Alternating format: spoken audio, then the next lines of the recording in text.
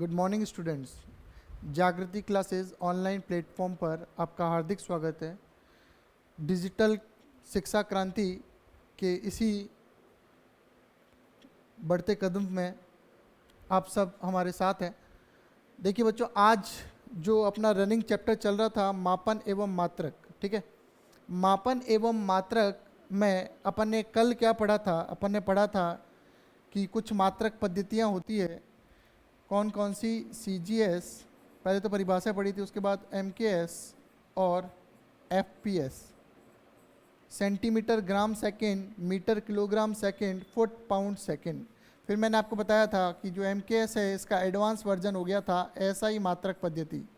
SI मात्रक पद्धति, और SI मात्रक पद्धति में क्या क्या था?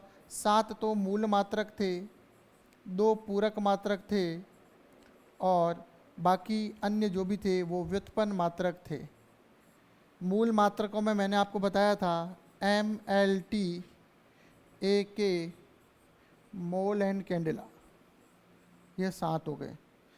मास, लेंथ, टाइम, एम्पियर किसका? धारा का, केल्विन ताप का, मोल पदार्थ की मात्रा का, और कैंडेला ज्योति तीव्रता का।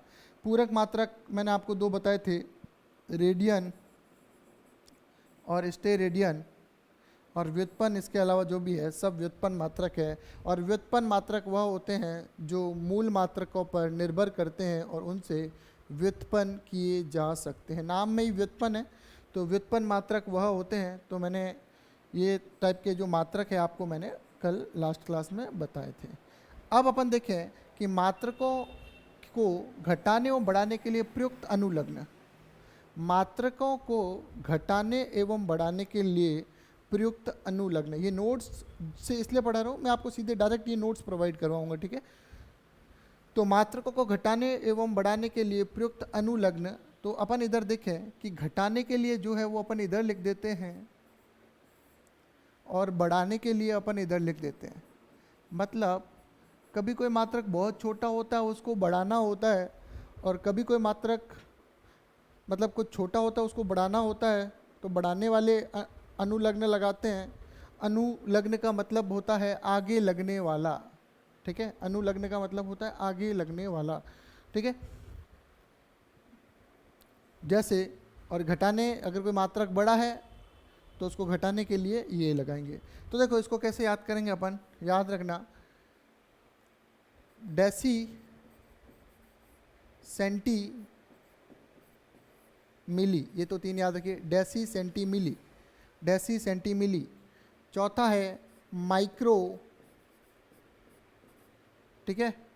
तो देखो डेसी का मतलब होता है, ये देखो घटाने वाले मतलब घातें जो होगी माइनस में होगी, तो 10 की घात -1 होता है डेसी।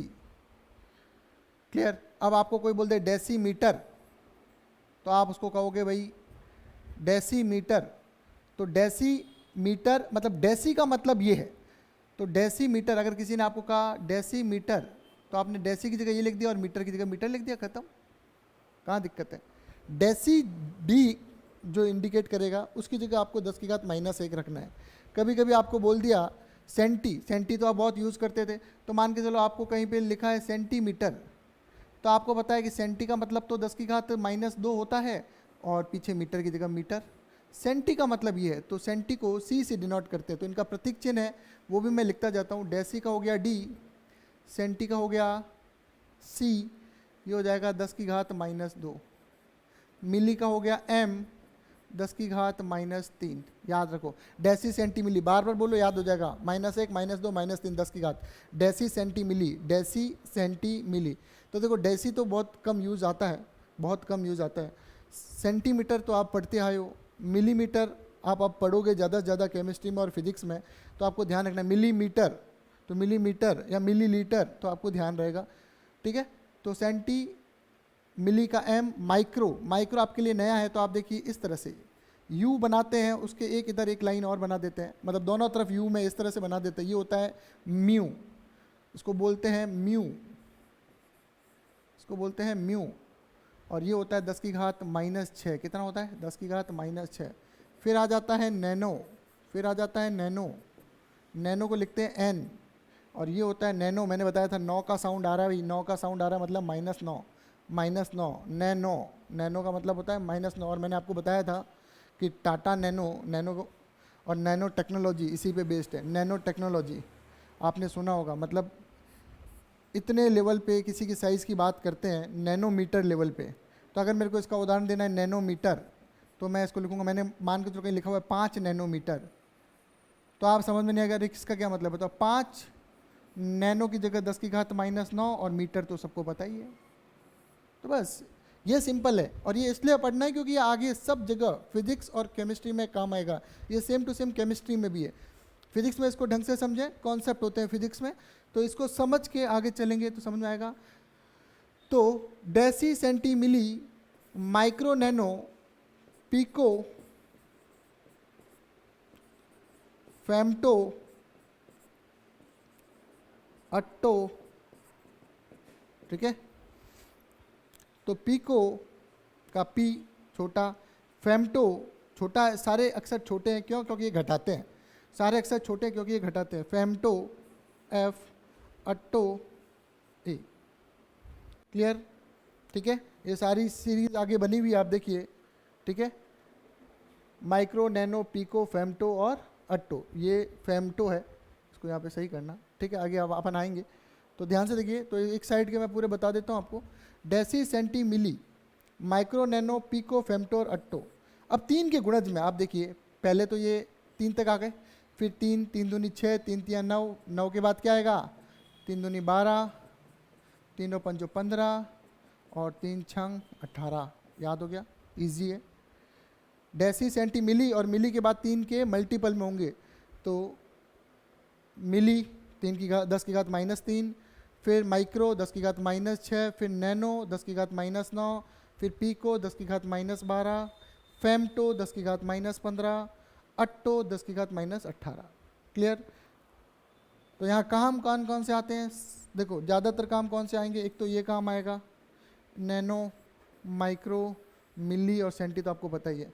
देखो, डेसी थोड़ा काम नहीं आता है, और अट्टो भी इतना ज़्यादा काम नहीं आता है, इतना उपयोग में नहीं आता है अपने।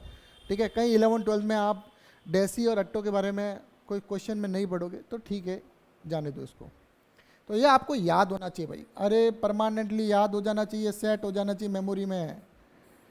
ये याद करना पड़ेगा भाई, आगे काम आएगा, ध्यान रखना। नहीं तो क्वेश्चन में ऐसे लिखा हुआ आएगा 50 पिको मीटर, आप समझोगे नहीं। 50 पीएम, 50 पीएम, 50 को नरेंद्र मोदी थोड़ी है 50 पीएम।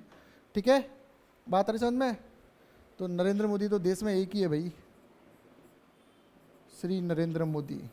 1 पीएम, 1 पीएम है जिसने चाइना की हालत ख़राब कर रखी है भाई। ठीक है, तो इसका मतलब ये मत समझ जाना। ठीक है, इसका मतलब है 50 पिको, पिको का मतलब होता है -12, और ये मीटर, बस। ठीक है, क्लियर भाई यहाँ तक? चलो अब आगे बढ़ते हैं।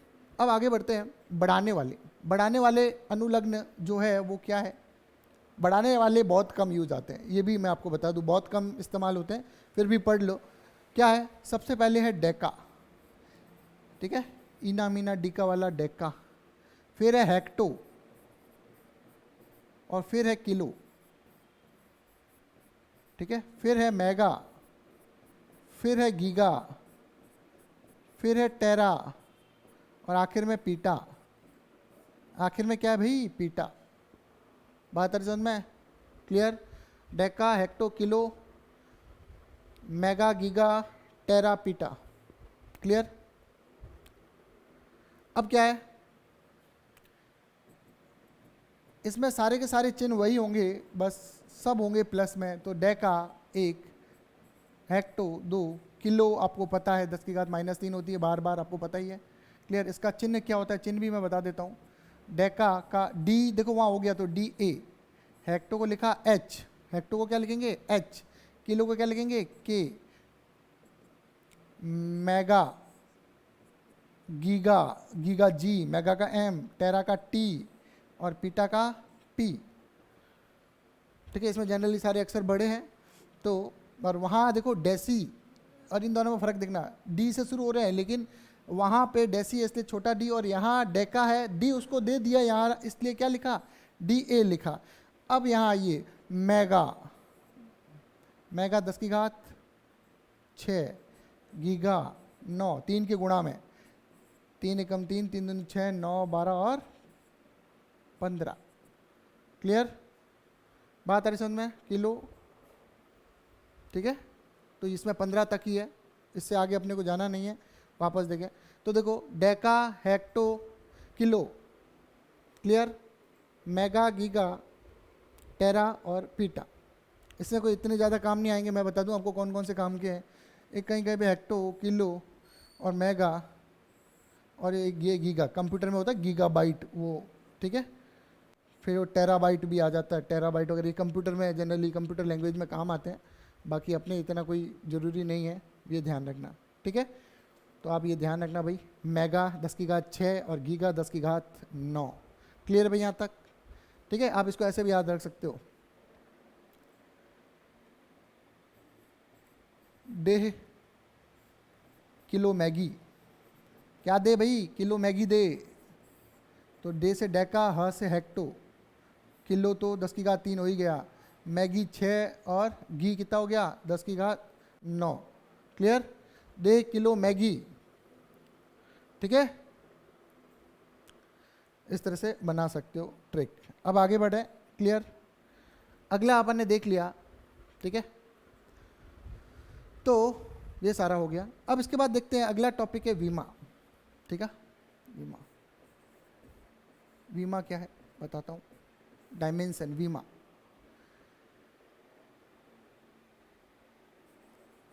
MLT पर लगाई गई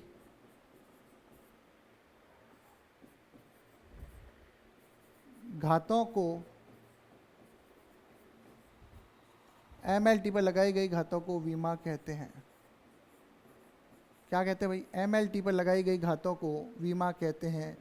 जैसे एक उदाहरण अपने को याद होना चाहिए। मान लो x कोई है, m की घात a, l की घात b, t की घात c।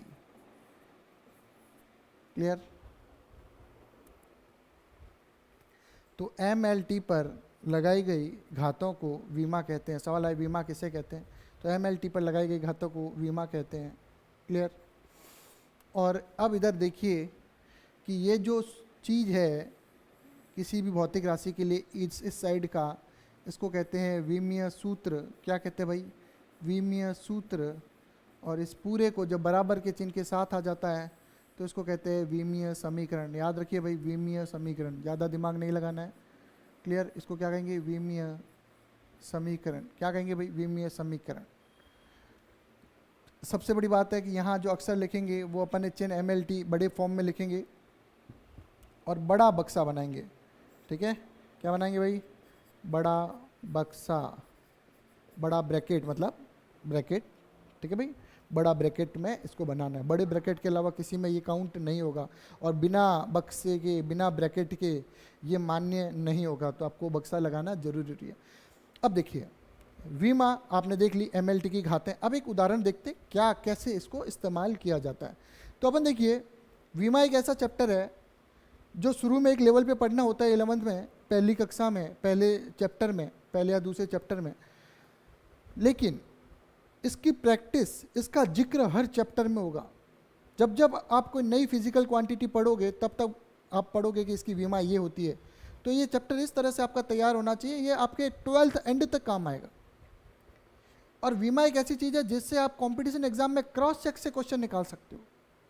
मतलब आपको पूछा बल क्या हो, बल का निम्न में से बल क्या होगा, और ABCD 4 ऑप्शन दिए हुए हैं, तो आप चारों की वीमाएं निकाल लो, जो बल से मैच हो रही है वही आपका आंसर है। ये आप कर सकते हो। मैं आपको बताऊंगा कंपटीशन में AIEEE में इस लेवल के बहुत सारे क्वेश्चन आते हैं। तो अब वीमाएं निकालना अपन शुरू करते हैं। बहुत सारी भौतिक राशियाँ हैं, तो वीमा के बारे में इसकी परिभाषा, ये विमीय सूत्र होता है इधर इधर वाला, और ये पूरा बराबर के चिन्ह के साथ होता है विमीय समीकरण। मैंने इतना बता दिया आपको, ठीक है। सवाल इससे पूछ लेते हैं वीमा क्या है, तो आप बता देना। MLT पर लगाई गई घातों को वीमा कहते हैं, इस तरह से बता देना, ठीक है। अब ये जो घातें जो भी आएगी ये वीमा होगी। शुरू करते हैं सबसे बेसिक से। पहला, वेग।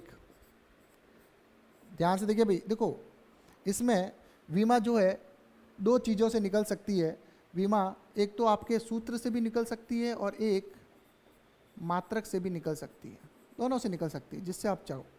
लेकिन आपको यहाँ पे दिमाग में रखना है कि किसका क्या चिन्ह होता है। आप ध्यान रखिएगा, सूत्र में m आता है, सूत्र में m मास होता है और मात्रक में m मीटर होता है। तो ये ध्यान रखना आपके दिमाग में, बाकी कोई इतना नहीं है। वेग क्या होता है बताओ, आप पढ़ के आए हो, वेग आपने 9वीं 10वीं कक्षा में पढ़ा है। वेग क्या होता है, क्या होता है? दूरी बट्टा समय, दूरी बट्टा समय। अब दूरी को देखो mlt मैंने आपको बताया था, क्या बताया था? mlt AK mole and candela बताया था। आप विमा में क्या करो, इन सब के ऊपर घाते लगा देना, बस यही है विम्य सूत्र। ये विम्य सूत्र हो गया।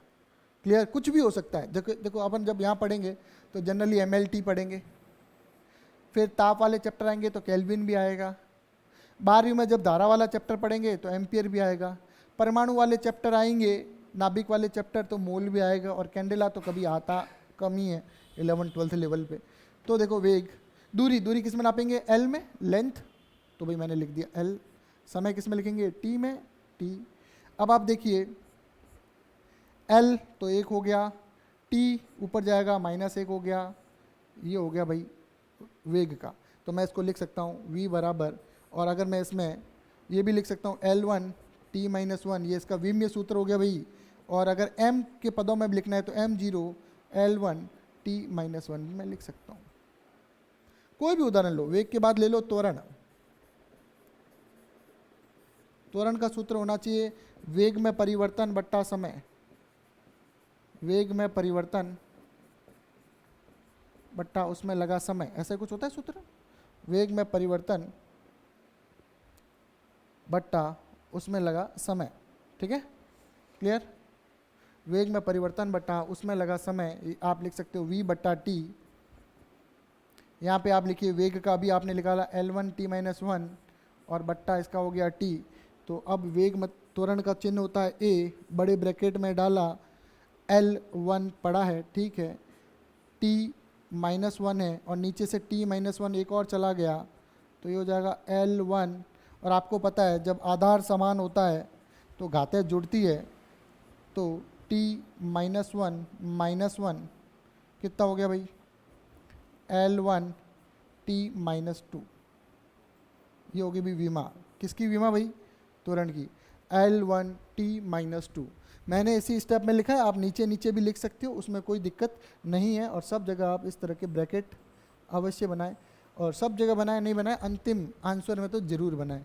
बात आ रही समझ में? सब जगह बनाए तो बहुत ही बेहतर है, लेकिन अंतिम आपका जो आंसर होना चाहिए, विम्य सूत्र होना चाहिए, वो बड़े ब्रैकेट में होना चाहिए। अब आते हैं तीसरा, बल। देखो तो वेग या चाल, वेग और चाल एक ही है, तो वेग का पूछ ले या चाल का पूछ ले, विम्य सूत्र दोनों का एक ही है, ध्यान रखना, ठीक है? वेग का पूछे या चाल पूछे, विम्य सूत्र एक ही है। हाँ, दोनों के सूत्र अलग अलग है, लेकिन विम्य सूत्र एक ही आएगा, ये ध्यान रखना। अब बल की बात करें तो बल क्या होता है आपको पता है, अब 9वीं 10वीं कक्षा में पुनः मैं जिक्र करूँगा, आप पढ़ चुके हो।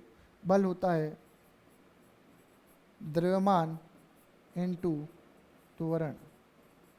क्या होता है भाई? द्रव्यमान इंटू त्वरण, ठीक है? तो देखो बल को तो F से लिखें, क्लियर? द्रव्यमान को M से लिखें और त्वरण को A से लिखें, क्लियर? F M मतलब द्रव्यमान, द्रव्यमान को क्या लिखूँ मैं? M1। द्रव्यमान को M में नापेंगे और M का ये बड़ा M है क्या? विमा। तो देखो द्रव्यमान को M से लिखते हैं, द्रव्यमान मतलब M1, एक M आ गया। अब बात करते हैं त्वरण, तो त्वरण की विमा याद हो तो यहाँ से उठा के रख दो, नहीं तो त्वरण की वापस इसी सूत्र से निकालो, V बट्टा टी करके, ये आपको निकालनी पड़ेगी, ठीक है? तो त्वरण का हो गया L1 t-2, दोनों को ऐसे भी लिख सकते हो। तो फाइनली F कितना हो गया? M1 L1 t-2। ये आपको याद होना चाहिए। चलो बल का याद करो, मैं किसी याद करने के लिए नहीं कहूँगा, मैं किसी की विमा याद करने के लिए नहीं कहूँगा, लेकिन मैं बल की विमा याद करने के लिए कहूँगा, बार बार कहूँगा, 1000 बार कहूँगा। सिर्फ आपको एक बल की विमा याद रखनी है। क्यों? क्योंकि एक बल की विमा याद रखने से आपको 30 से 40 विमा याद हो जाएगी। 30 से 40 बीमा इस तरफ बल से याद होगी। मैं कोई बीमा याद रखने के लिए नहीं कहूँगा, सिर्फ और सिर्फ कहूँगा बल की बीमा याद रखो। बल की बीमा बताओ, m1l1t-2 क्या है भाई, m1l1t-2, इसको पढ़ेंगे ऐसे। बल की बीमा क्या है, m1l1t-2, m1l1t-2। रिपीट करो भाई, वापस याद हो जाना चाहिए तुरंत, ये भाई याद हो जाना चाहिए, सुपर इंपॉर्टेंट है भाई, सुपर इंपॉर्टेंट, वेरी की पावर इन्फानाइट, ये रट जाना चाहिए भाई। m1l1t-2 मैं बताऊंगा अभी, आपको पता चल जाएगा सर ने क्यों कहा। मैं किसी के नहीं कह रहा, मैं वेग त्वरण की याद करने के लिए नहीं कह रहा, आप निकाल सकते हो, कम से कम चीज़ें दिमाग में रखो, बस यही चीज़ है। गणित में क्या होता है, फॉर्मूला दिमाग में रखो, 50 सवाल कर लोगे। इसी प्रकार इसका एक मेथड याद रखो ये पूरा, और इसका अंतिम सूत्र याद रखो, आपको विमा में कहीं कोई तकलीफ नहीं होगी। मैं गारंटी से कह रहा हूँ, विमा में कहीं कोई तकलीफ नहीं होगी। वापस सुनिए, सूत्र जो है वो आपको टिप्स पे होने चाहिए, सूत्र जो है वो आपको टिप्स पे होने चाहिए। और ऐसे नहीं है सारे सूत्र एक बार में नहीं सीख सकते, लेकिन हाँ कम से कम ये चैप्टर में आपको 50 सूत्र याद होने चाहिए, 50 सूत्र याद होने चाहिए, ठीक है। तो जो आपके टेस्ट में सवाल आएंगे वो इसी से रिलेटेड होंगे। अब बात करते हैं बल के बाद, बल के बाद मैं बात करता हूँ कार्य की। किसकी बात करता हूँ, कार्य की, ठीक है। बल के बाद मैं कार्य की बात करता हूँ। कार्य क्या होता है बताओ, कार्य क्या होता है? तो आप कहोगे सर बल इंटू विस्थापन, सूत्र पढ़ा होगा आपने, बल इंटू विस्थापन। तो आप कहोगे सर डब्लू, कार्य को तो डब्लू लिखते हैं। मैंने कहा ठीक है भाई, बल का तो याद होना चाहिए, मैंने अभी कहा। तो बल का क्या होता है, m1l1t-2, और विस्थापन तो दूरी होती है, दूरी जैसे होता है l1, लंबाई में नापेंगे। तो अब जो है कार्य की विमा क्या हो गई, m1, l1 और l1 आधार समान होता है तो घातें जुड़ती है, तो 1 और 1 कितने हो गए, 2, तो ये हो गया 2 और ये हो गया t-2। चलो बताओ, बल की याद हुई तो कार्य की आई कि नहीं आई, m1l2t-2। कार्य की याद नहीं करनी है, बनानी आनी चाहिए। कार्य का सूत्र तो अपने को पता ही होना चाहिए, अपन 9वीं 10वीं में पढ़े हैं। 10वीं में अभी जब आप पढ़ के आए तो कार्य बराबर बल इंटू विस्थापन, बल का होता है m1l1t-2 और विस्थापन हो गया l1। तो m1 आधार समान है तो ये दोनों घातें क्या हो जाएगी, ये दोनों जुड़ जाएगी। क्या हो जाएगा भाई, ये दोनों क्या हो जाएगा, ये दोनों जुड़ जाएगी। जब ये दोनों जुड़ गई तो L2 हो गया, कहीं कोई दिक्कत नहीं।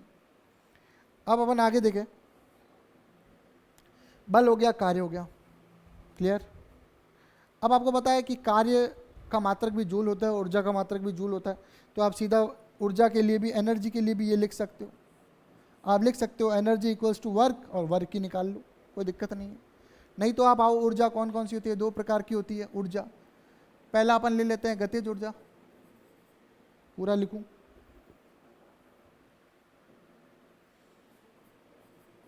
ऊर्जा कौन सी है भाई, गतिज ऊर्जा। कौन सी ऊर्जा, गतिज ऊर्जा। क्या होता है गतिज ऊर्जा, 12mv²। देखते जाना, और नियम में साथ के साथ बताते चलूंगा, इसके नियम बाद में भी पढ़ लेंगे।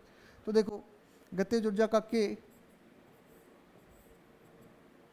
अब आप देखिए कोई भी संख्या हो उसकी कोई विमा नहीं होती है। मैं वापस बोल रहा हूँ, रिपीट कर रहा हूँ, कोई भी संख्या उसकी कोई विमा नहीं होती है। तो यहाँ पे ध्यान रखना, अपन कोई पॉइंट है यहाँ पे लिख देंगे, नोट, पॉइंट जैसे से आएगा वैसे लिखेंगे, अलग से मैं नहीं लिखवा रहा। तो किसी भी शुद्ध संख्या की, किसी भी शुद्ध संख्या, दोनों 2 पॉइंट लिख देता हूँ, शुद्ध संख्या व शुद्ध अनुपात, शुद्ध संख्या व शुद्ध अनुपात की कोई विमा नहीं होती है, कि कोई विमा नहीं होती है, अर्थात वो विमाहीन होते हैं, अर्थात वह विमाहीन होते हैं। तो किसी भी शुद्ध संख्या या शुद्ध अनुपात की कोई विमा नहीं होती है। कोई लोग बोलते हैं नेतांक की कोई विमा नहीं होती है। देखो नेतांक की विमा हो सकती है, नेतांक कोई हो, जैसे गुरुत्वीय नेतांक आपने पढ़ा होगा, गुरुत्वीय नेतांक भाई उसकी विमा होती है। किसी नेतांक की हो सकती है, किसी नेतांक की नहीं होगी, लेकिन अपन ये नहीं कह सकते कि नेतांकों की विमा नहीं होती। जो समानुपातिक नेतांक होते हैं उनकी विमा हो सकती है। लेकिन अभी आप यहाँ कहेंगे किसी भी शुद्ध संख्या व शुद्ध अनुपात, तो शुद्ध संख्या का उदाहरण तो मैंने आपको यहाँ पे दे दिया, शुद्ध संख्या का अनुपात तो मैंने यहाँ पे आपको दे दिया कि वही मान के चलो ये आधा है, इसकी जगह 50 होता, 100 होता, πr² में पाई है, उनकी कोई विमा नहीं होती है। तो ये विमाहीन है। m मतलब मास होता है, मास की विमा हो जाएगी m1, वेग वेग की आपको पता है L1t-1 का स्क्वायर होती है भाई L1t-2 का स्क्वायर। तो k की विमा जो है वो क्या हो जाएगी m1 L1 का स्क्वायर L का स्क्वायर L2 और t की पावर -1 का स्क्वायर, तो ये क्या हो जाएगा गुणा हो जाएगा -2, मतलब ये 2 1 दूनी 2 2 और -1 इंटू 2 -2। ये भाई गतिज ऊर्जा की विमा तैयार है भाई। ये देखो ऐसे सारी बीमाएं निकाल सकते हो। देखो इतने उदाहरण करोगे ना दिमाग में सेट हो जाएंगे, फिर आपको ज़्यादा तकलीफ नहीं होगी, मेरी गारंटी है। गतिज ऊर्जा के बाद अगला है स्थितिज ऊर्जा। ये सब आप पढ़े हो। स्थितिज ऊर्जा कोई भी ले लो, सबकी विमा एक ही आएगी, कोई भी ले लो। जैसे मैंने कहा स्थितिज ऊर्जा भाई U बराबर mgh लेते हैं, स्थितिज ऊर्जा लेते हैं mgh, गुरुत्वीय स्थितिज ऊर्जा। अब इसके आगे गुरुत्वीय लगा दो, चलो गुरुत्वीय लगा दिया, गुरुत्वीय स्थितिज ऊर्जा mgh। तो U बराबर m का कितना होता है m1, g गुरुत्वीय त्वरण होता है, और त्वरण की आपको पता है अभी आपने पीछे करी थी L1t-2। त्वरण कोई भी हो उसकी विमा तो यही होगी ना, तो L1t-2 और h तो लंबाई होती है, तो L1। अब इसको हल करो, क्या होगा m एक ही है m1, L एक है L एक जुड़ा 2 और t-2। क्लियर है भाई। तो आपने देख रहे हो कार्य ऊर्जा गतिज ऊर्जा स्थितिज ऊर्जा सबकी विमाएं समान है। दिख रही है कि नहीं दिख रही है, समान दिख रही है कि नहीं दिख रही है भाई, ऊर्जा समान है ना, गतिज ऊर्जा स्थितिज ऊर्जा। अब मैं स्थितिज ऊर्जा की आपको दूसरी विमा बताऊं, तो एक mgh होता है, एक हाफ kx² होता है। k वाला निकालना आपके लिए थोड़ा कठिन होगा, बाकी वो भी निकाल देते, वो अपन बाद में निकाल देंगे, ठीक है। अब इसके बाद इसके बच्चे हुए कर लेते हैं घनत्व और आयतन। तो आयतन जो है वो क्या होता है, लंबाई इंटू चौड़ाई इंटू ऊंचाई, या भुजा क्यूब, कोई भी एक सूत्र ले लो, भुजा क्यूब कोई भी सूत्र ले लो, सबसे आएगा।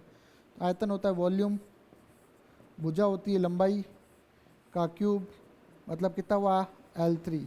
अब ये L3 भी सही है, और आप चाहो तो इसको m0 L3 T0 भी लिख सकते हो, दोनों ही सही है भाई, दोनों ही सही है, कोई दिक्कत वाली बात नहीं है। अब आता है घनत्व क्या होता है आप बताओ। तो घनत्व होता है द्रव्यमान बट्टा आयतन। तो घनत्व को मैं लिखूं D, द्रव्यमान है m1, आयतन है L3, तो ये हो जाएगा m1 L, नीचे से ऊपर गया -3, इसको सही लिखते हैं -3। क्लियर, m1 बट्टा L3 m1, और जब ये घात नीचे से ऊपर जाएगा तो घात हो जाएगी माइनस। तो अपन ने घनत्व भी पढ़ लिया। तो अपन ने यहाँ पे काफ़ी सारे उदाहरण पढ़े, उदाहरण देखा कितने पढ़े, 2, बल हो गया 3, कार्य हो गया 4, ठीक है, गतिज ऊर्जा हो गई 5, स्थितिज ऊर्जा गुरुत्वीय स्थितिज ऊर्जा 6, आयतन हो गया 7, घनत्व हो गया 8। भाई 8 उदाहरण पढ़े, किसी को कोई तकलीफ है तो जल्दी से देखो भाई, 1 मिनट का समय देता हूँ, जल्दी से देखिए। अगर किसी को कोई चीज़ समझ में नहीं, देखो सूत्र याद होने चाहिए, बिना सूत्र की विमा नहीं आएगी, पहले ही क्लियर कह देता हूँ, ठीक है, बिना सूत्र की विमा नहीं आएगी। कोई सोचे जादू से गिली गिली छू करके समझा दो, तो मेरे पास भाई ऐसा जादू नहीं है कि गिली गिली छू, ठीक है भाई, इसके लिए मेहनत आपको भी करनी पड़ेगी, सूत्र याद होने चाहिए। तरीका मैंने बताया, और मैंने यहाँ पे सिर्फ आपको सिर्फ एक विमा याद करने के लिए बोला, और वो विमा है किसकी, बल की, m1 L1 T-2। कोई नींद में उठाए ना, नींद में उठा खड़ा हो बल, तो आपको आना चाहिए m1 L1 T-2, ये ध्यान रखना भाई, ठीक है। तो मेरी जो मेहनत है वो सफल हो जाएगी, और आपकी मेहनत भी सफल हो जाएगी। और जैसे मैं बता रहा हूँ वैसे नहीं चलोगे तो दोनों की मेहनत बेकार है। और मैं बता रहा हूँ जिसने 11th-12th में अपना बेस बिगाड़ा है, वो ज़िंदगी में दर दर की ठोकरें खाता है, कुछ नहीं करता। क्योंकि आपको पता है कि लाखों लोग किसी एग्ज़ाम को देते हैं, IIT का एग्ज़ाम मान के चलो 5 लाख लोग देते हैं, तो सेलेक्ट होते हैं मात्र 15,000 के आसपास। अब आप हिसाब लगाइए, बचे हुए 4,85,000 कहाँ गए। वो फिर अगले साल मेहनत करते हैं, या फिर वो कुछ और अपना ऑप्शन ढूंढते हैं। तो आप देखिए कंपटीशन कितना तगड़ा है। 5 लाख लोग लगभग आईआईटी का एग्ज़ाम देते हैं और सेलेक्ट होते हैं मात्र 15,000। ठीक है, अब देख लीजिए। तो अब सिलेक्शन का देखिए, 4,85,000, 4.85 लाख वाप या तो कोई और फील्ड ले लेते हैं, कहीं और चले जाते हैं, AIEEE में, मतलब 4.5 लाख तो भी बिल्कुल घर जाते हैं, उसमें कोई दो राय नहीं है। तो आप देखिए कंपटीशन कितना तगड़ा है। तो इसीलिए जो चीज़ जैसे समझा रहा हूँ वैसे आपके माइंड में होनी चाहिए, और बिल्कुल बेसिक से चल रहा हूँ। नोट्स जो आपको लिखने हैं, आप घर पे आराम से बैठ के नोट्स लिख सकते हो। इससे सिर्फ आपके दिमाग में, मैं सिर्फ समझाने की कोशिश कर रहा हूँ। नोट्स हैं, नोट्स आपको PDF में अवेलेबल हो जाएंगे, और जो मैंने लिखा वो भी अवेलेबल हो जाएंगे। अगला, ठीक है, मैंने अभी आपको कितने बता दिए एग्जाम्पल, लगभग 8। अब अपन चलते हैं जिसमें देखो, ये तो मैंने कवर करा दिया आपको, गतिज ऊर्जा कार्य। ठीक है, बड़ा करने की अगर ज़रूरत लगे तो लगे, नहीं तो वैसे मैं समझा ही रहा हूँ तो कोई दिक्कत वाली बात है नहीं। तो गतिज ऊर्जा, कार्य और स्थितिज ऊर्जा, ये तीनों मैं आपको समझा चुका हूँ। एक प्रतिरोध की बात कर लेते हैं। प्रतिरोध मैं समझाने की कोशिश करता हूँ आपको। प्रतिरोध आपने 10वीं कक्षा में पढ़ा होगा, और ये सारे उदाहरण वो है जो कहीं ना कहीं 9वीं 10वीं में पढ़े हैं। अभी अपन नयों पे तो आए नहीं हैं, ये ध्यान रखना, नए तो अब करेंगे। ये सारे के सारे देखो, कार्य आप पढ़ चुके हो, गतिज ऊर्जा पढ़ चुके हो, स्थितिज ऊर्जा पढ़ चुके हो, बल पढ़ चुके हो, घनत्व पढ़ चुके हो, आयतन पढ़ चुके हो, वेग पढ़ चुके हो, त्वरण पढ़ चुके हो। अब आपने पढ़ा 10वीं कक्षा में फिजिक्स में प्रतिरोध। तो मैं प्रतिरोध जो आप पढ़ चुके हो वही बता रहा हूँ। देखो प्रतिरोध आपको नोट्स में अगर छोटा दिख रहा है तो कोई दिक्कत नहीं, मैं पूरा लिख रहा हूँ एक एक चीज़, कोई दिक्कत नहीं है। प्रतिरोध, ये नोट्स आपको अवेलेबल होंगे। प्रतिरोध क्या होता है बताओ? तो आपको पता है भाई, प्रतिरोध सर V बराबर IR एक सूत्र होता है, ये अपन ने याद किया हुआ है, तो ऐसे लिखना है, जो याद है एक सूत्र। अब कोई बच्चा क्या करता है, ये सूत्र याद करता है, I बराबर V बटा R। अरे क्यों याद करते हो यार, एक ही सूत्र याद करना है भाई, बेसिक है V बराबर IR, ओम के नियम से वही याद करो ना। ये याद करके कंफ्यूज हो गए, कभी R ऊपर आ जाएगा, कभी V बराबर IR, याद रखना बस V बराबर IR, बस एक ही सूत्र याद रखो, उसको घुमाना, उसको चेंज करना वो तो अपने हाथ में। एक फॉर्मूला, देखो किसी चीज़ के 10 फॉर्मूले याद रखो तो कंफ्यूज होने का डर है। अरे आपने पता है एक ही सूत्र है, तो एक कम से कम याद रखो, और उससे वो 10 सूत्र बनाने की विधि आपको आनी चाहिए। देखो, तो आपको ऐसे सूत्र बट्टों वाले ऐसे याद नहीं रखने, जो मैं बता रहा हूँ कि भाई V बराबर IR, ये ही आपको याद होना चाहिए। अब आपको चाहिए प्रतिरोध मतलब R, तो आपने कहा भाई V बटा I। अब यार कैसे निकालेंगे विभव? तो विभव का सूत्र भी आपको आना चाहिए, आपको तोड़ना है छोटे से छोटे सूत्र में जिनकी विमा आपको पता है, विभव को तोड़ेंगे। चलो, V बराबर आपको पता होगा W बटा Q, पता है भाई? ठीक है, ठीक है, रखा। और आपको W भी पता होगा, बल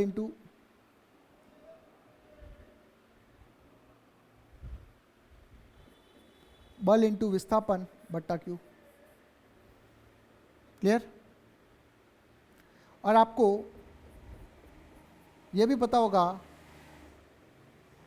I बराबर Q बट्टा T होता है, तो Q क्या हो जाएगा, IT हो जाएगा। Q क्या हो जाएगा, IT हो जाएगा, तो Q की जगह मैं IT भी लिख दूँ, खत्म बात।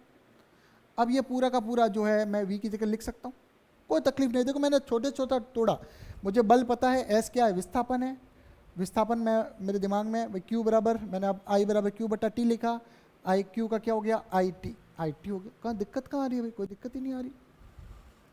तो अब आप देखिए ध्यान से, अब सूत्र हो जाएगा R बराबर FS बटा IT, ये तो हो गया वो, इंटू 1 बटा I तो था ही, V की जगह ये रख दिया, अरे बस अब हो गया। देखो रटना नहीं है, रटना नहीं है, रटना नहीं है, बस एक ही कहानी, एक ही कहानी, एक ही कहानी भाई, क्लियर लिख रहा हूँ, रटना नहीं है। क्लियर, ध्यान रखना भाई, रटना नहीं है।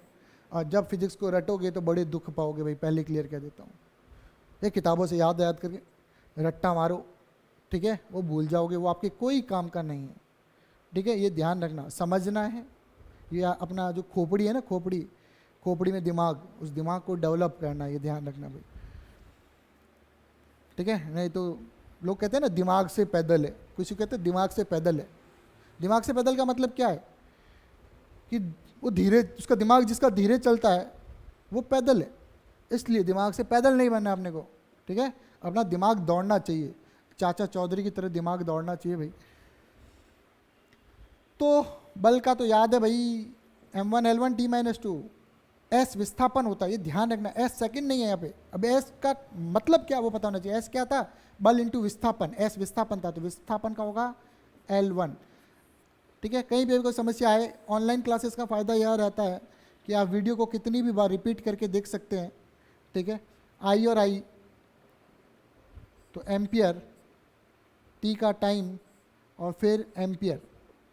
तो अब इसको अपन लिखें तो देखो m1, ठीक है भाई m1, L1 L2, नीचे कोई L नहीं है तो L1 और 1 कितने हो गए 2, ठीक है। टाइम t -2 है और ये ऊपर जाएगा तो कितना हो जाएगा -3, ऊपर जाएगा -1 होगा, ये ऊपर जाएगा -1 हो जाएगा। या उसको और अच्छे से बताऊं, चलो आपको एक एक चीज़ क्लियर करके बता, ज़्यादा से ज़्यादा स्टेप। m1 L1 और ये 1 1 कितना हो गया प्लस, जब आधार समान घातें जुड़ती है, ये t-2 और ये हो जाएगा t-1 ऊपर जाएगा तो, और ये हो जाएगा a2 है तो a2 और ऊपर जाएगा तो a-2, तो ये हो जाएगा m1 L2 जुड़ जाएगा t-3 और a-2। किसी को तकलीफ? अरे जो है वही सेम आ रहा है कि नहीं आ रहा? तो m1 L2 t-3 a-2 देखने की ज़रूरत नहीं है। जब कॉन्सेप्ट क्लियर हो तो अपने आप आंसर बनेगा। बस मैं एक चीज़ बताता हूँ बच्चों, ध्यान रखना, आप नए नए बिल्कुल 11th क्लास में फिजिक्स पढ़ रहे हो, ध्यान से देखिएगा। ऐसा शानदार कर दूंगा फिजिक्स में, इतने अच्छे कॉन्सेप्ट कर दूंगा जिसकी कोई गारंटी नहीं। कोई बच्चा होता है सीधा 11th में IIT में भागूंगा, IIT यार बेस क्लियर होगा तो IIT होगी, नहीं तो IIT भी नहीं होगी।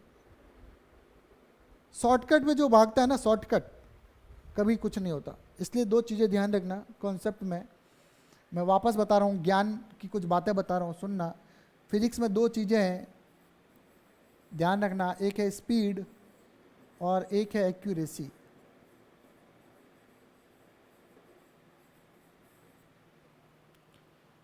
तो इसको ऐसे करता हूँ, एक्यूरेसी पहले डालता हूँ और फिर डालता हूँ स्पीड, बस। फ़र्क है भाई, क्या फ़र्क है देखिए। पहले किसी भी काम करने में कितना भी समय लगे, पहले किसी भी काम करने को कितना भी समय लगे, क्या आनी चाहिए भाई? एक्यूरेसी आनी चाहिए, चीज में दक्षता आनी चाहिए। क्या आनी चाहिए? दक्षता। पहली चीज को धीरे से समय देकर सीखना है, ठीक है। फिर आनी चाहिए क्या? स्पीड। पता चला मोटरसाइकिल चलाना सीखे, बाइक चलाना सीखे और पहले स्पीड दे दी तो बचीड़ होगा। क्या होगा? बचीड़, टांग टूटेगी। बात आ रही नहीं समझ में? तो इसका मतलब क्या है कि पहले कभी भी अपने को स्पीड पे नहीं जाना है। जब भी कोई चीज़ सीखते हैं तो पहले धीरे धीरे उसमें एक्यूरेसी आनी चाहिए।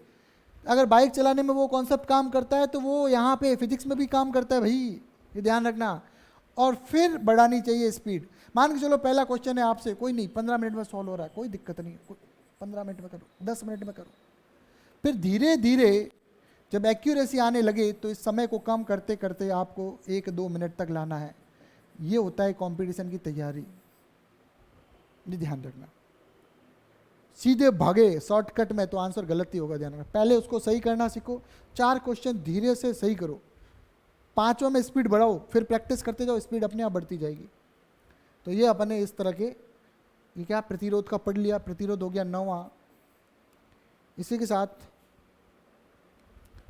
ठीक है, तो अपन आज इतना ही एग्जाम्पल पढ़ेंगे। अगला अपन अगली क्लास में पढ़ेंगे। जब ये 9 एग्जाम्पल आपको अच्छे से समझ में आ जाए तो अगली क्लास में बहुत ही बेहतरीन समझ में आएगा, ठीक है। इसी के साथ ही जय हिंद, जय भारत।